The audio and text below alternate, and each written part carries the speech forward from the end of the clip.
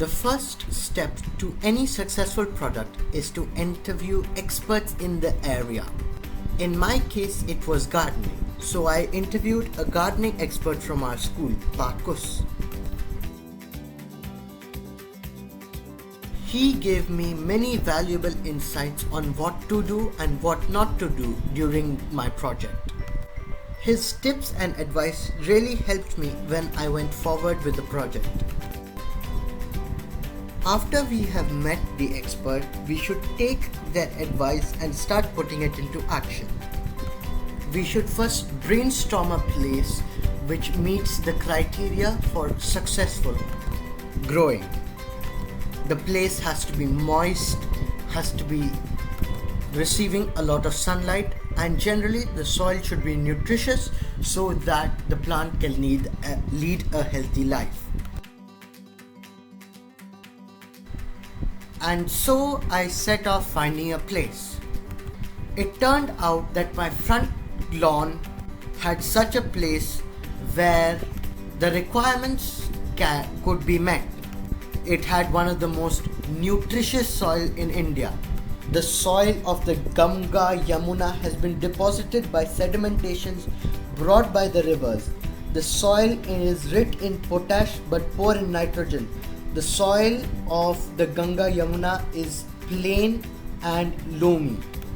The soil is alluvial and is formed by the depositions work in the rivers and valleys of floodplains and deltas.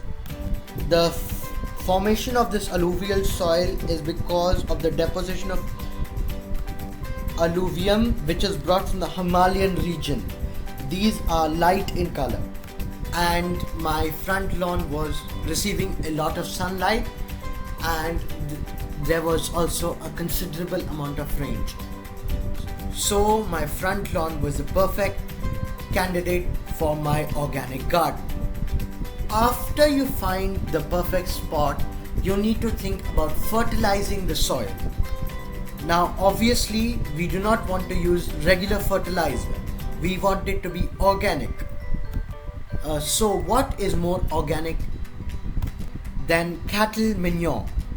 So therefore I will be using cattle manure as my fertilizer, and I will create the compost from the leaves which I already got in the beginning.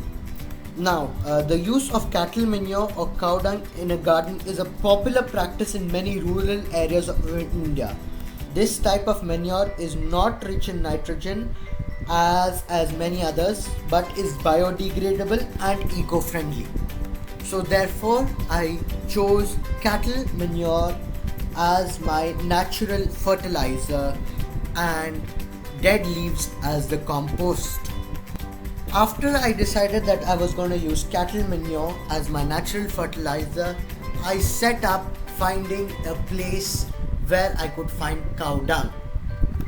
It so happened that near my house there was a gaushala, basically a cow shed where they used to rear cattle which would then be sold off for a profit. But the cows and the bulls and all would create a lot of poo. So therefore I got in touch with my local cow shed and they agreed to sell me some natural cow fertilizer. Yes, so we have the garden, we have the fertilizer. Now we need the appropriate tools and the knowledge about the season for the gardening to begin.